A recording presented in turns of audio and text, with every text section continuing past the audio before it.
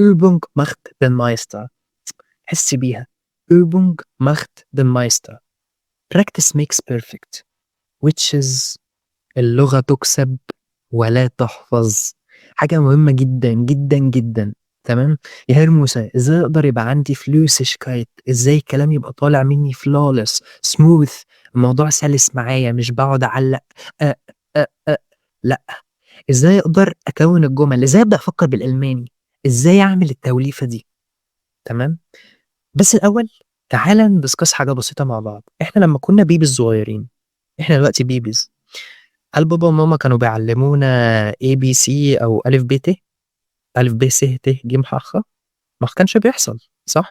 إحنا كُنّا بنعمل observe، بنشوف هُم بيعملوا إيه، بعد كده إحنا بيبدأ يبقى عندنا الsprachgefühl، إن إحنا نبدأ نتكلّم زيّهم، نبدأ نبني جُمل زيّهم، which is ده learning by practice. الlearning بييجي by doing. learning بييجي by doing، مش بإن أنا أقعد أفتح يوتيوب، أقعد أتفرّج على videos ويبقى عندي الillusion of progress، إن أنا كده وَهْم المعرفة، إن أنا اتعلّمت، وأنت ما اتعلّمتش، لإن أنت ببساطة ما طبّقتش، صح؟ which is دي حاجة بقت common جدًا، جدًا، جدًا بنشوفها في الfree consultations اللي إحنا بنعملها يعني مع الstudents. ببساطة أنا وصلت B1 Spitz وعندي مشكلة كبيرة إن أنا مش باعرف أتكلّم. ده وإحنا بنتكلّم على الexpression بس، أنا ما نعرفش الlesen، الhören، الschreiben أخبارهم إيه، لإن أنت محتاج ال4 مهارات عشان تقدر تتعايش، صح؟ ببساطة الحل إيه؟ learning by doing أو by practice. حتى لو أنت بتروح course أو بتself learn، ببساطة لازم يبقى عندك routine محطوط على الweakness points بتاعتك، يبقى متفصّل على احتياجاتك، كل يوم 10 دقايق أو كل يوم تِلت ساعة على حسب بقى أنت إيه أهدافك. يعني مثلًا اللي عايز يروح يعمل Ausbildung، اللي عايز يشتغل call center، اللي عايز يروح يدرس في ألمانيا، كل ده كل واحد بيبقى ليه احتياجاته الخاصة، فاهم الفكرة إيه؟ لكن إحنا النهارده إن شاء الله هندiscuss plan يعني for free، الفيديو ده unedited raw هينزل على اليوتيوب إن شاء الله زي ما هو كده for زكاة العلم نشره. خلاص، زكاة العلم نشره. بس فيعني إن شاء الله تستفيد وندخل يعني في الموضوع. الموضوع مش بإن أنا أقعد أجيب ليستة قد كده وأقعد أحفظ، صدّقني عمرها ما كانت كده وعمرها ما هتبقى كده، وصدّقني برضه إن أنت توصل صح أحسن بكتير من إن أنت توصل بسرعة، خلاص؟ بمعنى أصل خُد الفايل ده فيه top 2000 كلمة هيضبّطوا لك ويخلّيك تنين في الألماني، ما كانش حد غلط. إيه الفكرة إن أنت تطلع بكلمة خلاص وروح ارميها على Google translate، ده مثلًا اسم يعني ياكل أو بعدين، لا أنت عرفت context ولا عرفت أنت لو هتستخدمها في جملة هتستخدمها إزاي. فإيه الهدف؟ إيه النتيجة؟ إن أنت هتنساها بعد 3 دقايق، أنت مش هتكمّل لتاني يوم، أنت هتنساها.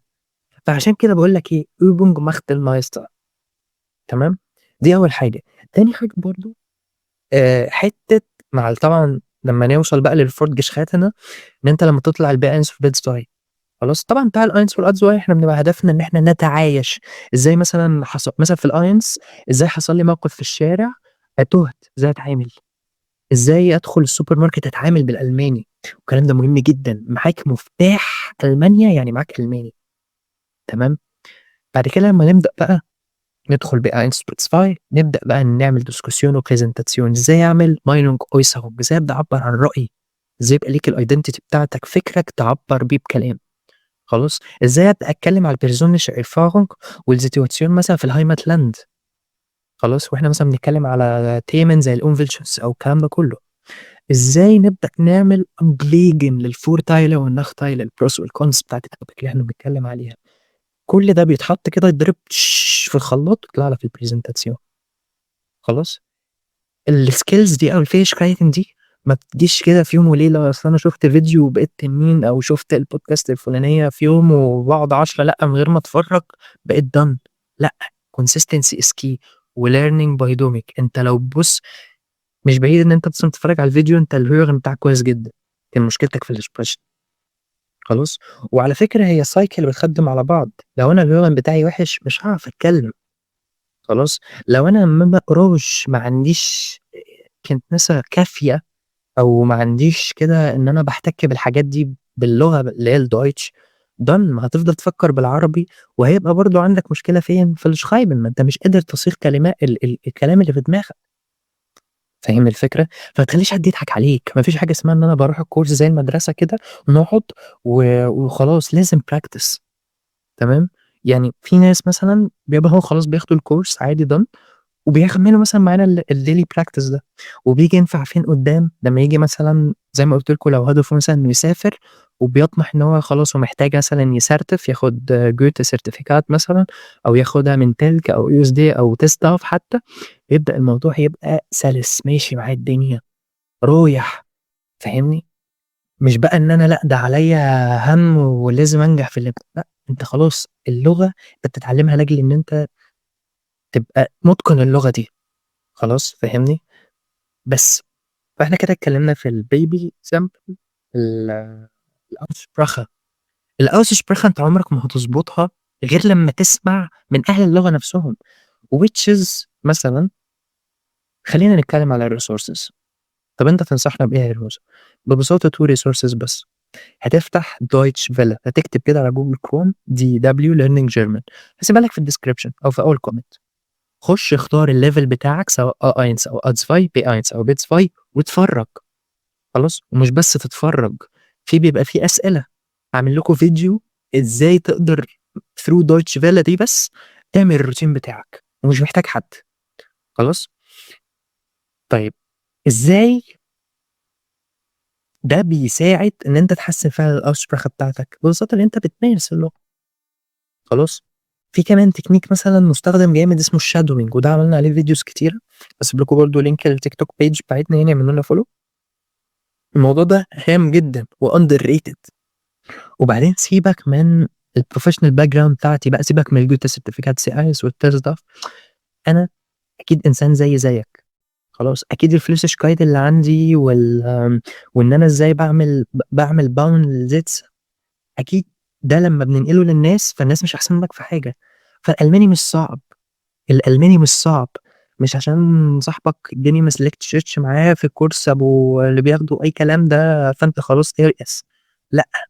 أنت محتاج بس حد يعمل لك coaching بطريقة مضبوطة، خلاص، بطريقة مضبوطة، بطريقة تناسب احتياجاتك، مش إن أنا يالّا تايه عايز أتعلم ألماني.